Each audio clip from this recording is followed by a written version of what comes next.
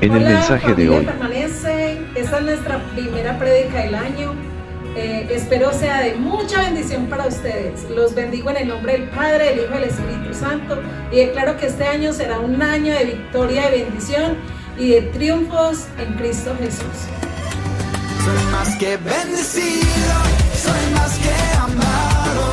Si tengo a Cristo, nada me hace falta, más rico del mundo.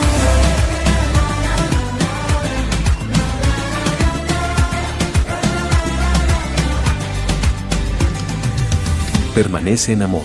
Permanece en Dios. Para siempre. No, el tema de hoy es un autoexamen. Un autoexamen que el Espíritu Santo nos pide a nosotros los cristianos, que constante y continuamente estemos haciendo sobre nuestra vida. Porque nos gusta mucho a veces evaluar a los demás, pero se nos olvida que lo más importante es hacer una autoevaluación de nosotros mismos, de cómo está nuestra vida espiritual, de cómo andamos con Dios, de cuáles son los frutos que estamos dando de esa conversión que hemos tenido en Cristo Jesús, de ese arrepentimiento de los pecados. Debe haber un fruto, y el fruto es que cada día estemos creciendo espiritualmente en Dios. Entonces, vamos a Salmos 32, capítulo 32, versículo 5. Dice: mi pecado te declaré, no te encubrí mi iniquidad. Dije: confesaré mis transgresiones a Jehová, tú perdonaste la maldad de mi pecado. Algo muy hermoso que me parece en la vida del rey David es que constantemente estaba evaluándose cómo estaba con Dios. Todos conocemos, yo creo, que la historia de David cuando él pecó con Betsabé, que fue la madre de Salomón. Cuando él pecó con ella, porque ella era una mujer que todavía estaba en compromiso de matrimonio con su esposo, él encubrió su pecado, y eso le trajo muchas consecuencias, porque siempre que el ser humano, nosotros pecamos, trae consecuencias, y las consecuencias son nefastas. Inclusive pueden ser de por vida las consecuencias que trae pecado que cometemos. Dios perdona nuestros pecados y sana nuestras dolencias, perdona nuestras iniquidades, pero quedan las consecuencias del pecado, los errores que cometemos. Yo creo que esa lección la aprendió tanto David, que a partir de ahí él constantemente se está examinando su vida espiritual, de cómo andaba él con Dios, y realmente él estaba agradando el corazón de Dios. Mientras estemos en la tierra, todos vamos a estar en esas luchas internas, y el pecado está al acecho. Constantemente vamos a estar fallando y nos vamos a equivocar, pero una cosa es que de pronto pequemos o fallemos, y otra cosa es que nos quedemos ahí y nos volvamos reincidentes y reiterativos en el pecado. Dios manda que nosotros nos examinemos, y por eso vamos a Mateo 7, del 1 al 5. Dice Jesús: no juzguen para que no sean juzgados, porque con el juicio con que ustedes juzgan, serán juzgados, y con la medida que ustedes miden, serán medidos. ¿Y por qué miras la paja que está en el ojo de tu hermano y no echas de ver la viga que está en tu propio ojo? Este Mateo 7 es muy clave para el autoexamen que nosotros debemos hacer en nuestras vidas. Y es que Jesús dice: ¿por qué te estás fijando en el pecado o en las equivocaciones o en los errores de los demás? Y no te estás fijando en los errores y los pecados y todo lo que estás cometiendo. Porque todos fallamos y todos nos equivocamos y todos pecamos. Una cosa es que seamos pecadores habituales, que eso es lo que hace la persona cuando está en el mundo. Pero otra cosa es muy diferente cuando todos, porque en nosotros hay concupiscencia y hay iniquidades, entonces el pecado entró por Adán y Eva a nosotros los seres humanos, y desafortunadamente tenemos esa naturaleza con la que tenemos que batallar a diario. Entonces todos los días tenemos que hacer ese autoexamen, pidiéndole al Espíritu Santo que nos redarguya, que nos convenza de pecado, de amor, de juicio y de justicia, que nos muestre las fallas, lo que estamos cometiendo, aquellas cosas, pecados que estamos cometiendo, que a Dios no le agrada, pero que a veces estamos tan cómodos y creemos que nosotros estamos muy bien, pero que los demás son los que están mal. A Dios no le gusta que nosotros seamos hipócritas, y por eso Jesús dijo: en vez de que usted esté mirando cómo sacar la paja en el ojo de tu hermano, mira la viga que está en el tuyo. Porque muchas veces hay personas que cuando no se autoexaminan constantemente, lo que tienen es una viga y están pendientes de la paja que está en el hermano. Quiere decir que la paja viene siendo las equivocaciones y errores. Todos erramos y todos nos equivocamos.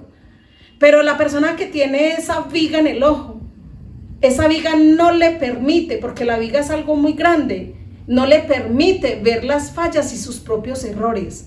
Sus fallas y sus propios errores no les permite. Están mirando a toda hora alrededor a los demás. ¿Quién se equivoca? ¿Quién falla?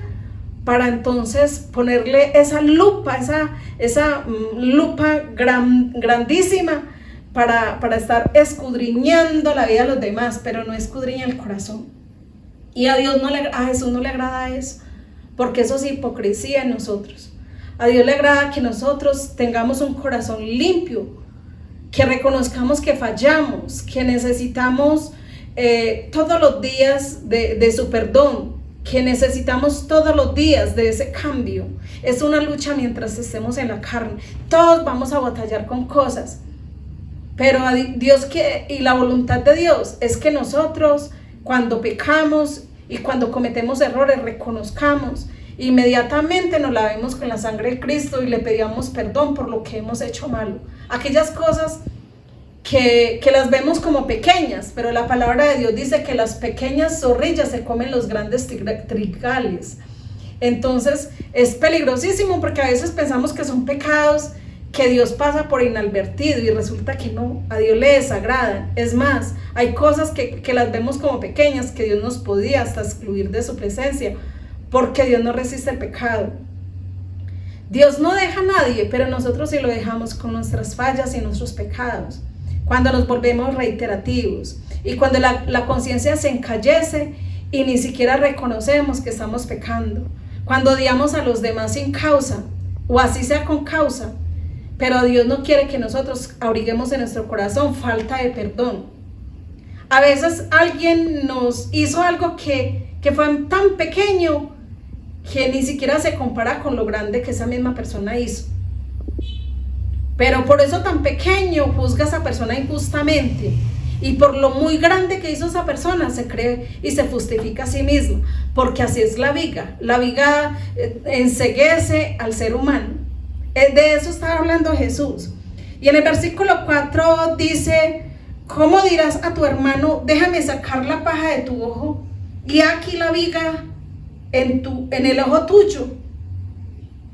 Le va a decir al hermano: venga, yo le saco las imperfecciones que usted tiene, pero el pecado que esa persona, porque una cosa es uno ser imperfecto, porque Jesús mismo nos habla a través de su palabra que ninguna persona es perfecta, ningún ser humano es perfecto, el único perfecto es Dios.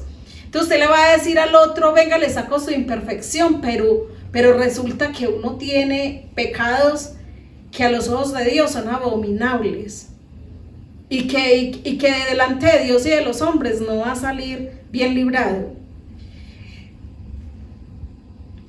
He aquí, dice, entonces Jesús en el 5 dice: hipócrita, saca primero la viga de tu propio ojo, entonces verás bien para sacar la paja del ojo de tu hermano.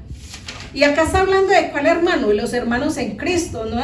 No, bueno, nosotros miramos la vida de todo el mundo, pero acá está hablando Jesús de los hermanos en la fe.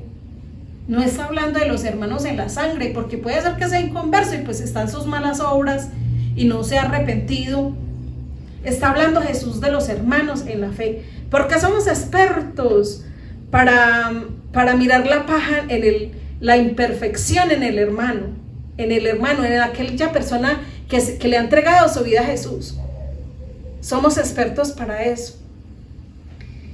En Juan 7:24 dice, no juzguen según lo que parece, mas juzgar con justo juicio. O sea, no juzguemos según el parecer. No juzguemos según el parecer, juzguemos con justo juicio. Porque primero Jesús dice, no juzguen para que no sean juzgados. ¿A qué se refiere Jesús con eso? En ese pasaje Jesús se está refiriendo a que cuando nosotros vayamos a juzgar, seamos justos en el juicio que vamos a hacer y la apreciación de esa persona. Que no seamos injustos, porque Dios es el único que escudriña las mentes y los corazones. Y cuando dice juzgar, más bien con justo juicio, ¿a qué se refiere? Hay cosas que son tan evidentes que hasta un niño pequeño las ve. Si alguien está pecando deliberadamente, si una muchacha cayó les voy a poner un ejemplo, en fornicación y está embarazada, pues es muy evidente de que cayó en pecado, porque ahí está la evidencia de su pecado. Porque si no se ha casado, es lo mismo, alguien peca y ha sido tan evidente que todo el mundo ve, que cómo no se va a juzgar. La palabra de Dios dice que eso es juzgar con justo juicio. Eso es juzgar con justo juicio. Entonces, eso no lo reprocha Dios cuando juzgamos con justo juicio. ¿Cuándo es juzgar también con justo juicio? Cuando yo no estoy practicando el pecado que esa persona está practicando. Entonces tengo una autoridad espiritual para decirle a esa persona o exhortarla, porque la exhortación es un mandamiento que Jesús nos mandó a todos los cristianos, que exhortemos los unos a los otros, entre tanto que Jesús regresa a la tierra de nuevo para llevar a su pueblo. Nos tenemos que exhortar, porque la exhortación es parte de los ejercicios espirituales que Dios nos mandó, Jesús nos mandó a que nosotros ejerciéramos en la tierra. Entonces uno llama al hermano y le dice, está cometiendo tal pecado, enderece paso, porque es una orden que Dios me da y es una de las cosas y nuestro deber que debemos de cumplir como cristianos. Pero cuando yo voy a exhortar al hermano, yo tengo que fijarme que yo tengo autoridad espiritual para decirle, si usted está en fornicación o está en adulterio, arrepiéntase, o si necesita restauración, hablemos, porque resulta que yo tengo autoridad para hablarle a esa persona. Lo mismo nosotros los pastores, tenemos autoridad para exhortar a alguien cuando esa persona está en pecado, porque esa autoridad nos la otorgó Dios a nosotros. Entonces nosotros podemos llamar a cuentas a las personas y decirles, están mal, enderece paso, porque es más, la palabra de Dios dice que nosotros los pastores tenemos que rendirle cuentas a Dios por las almas. Entonces es un peso y una carga impresionante que tenemos que llevar los que le servimos a Dios. Eso es juzgar con justo juicio, porque como en un pasaje dice Jesús, no juzguéis para que no seas juzgado, y en el otro dice juzgar con justo juicio. No es que la palabra sea contradictoria, en un versículo complementa al otro. Entonces en uno dice no juzgues para que no seas juzgado, es porque esa persona está fallando, la que va a juzgar está fallando, se refiere a alguien que está fallando, que está pecando, entonces no tiene autoridad moral para hablar. Y cuando dice pues más bien juzgar con justo juicio, entonces está hablando de la persona que está alineada con Dios y nos puede llamar con autoridad y decirnos, está por mal camino.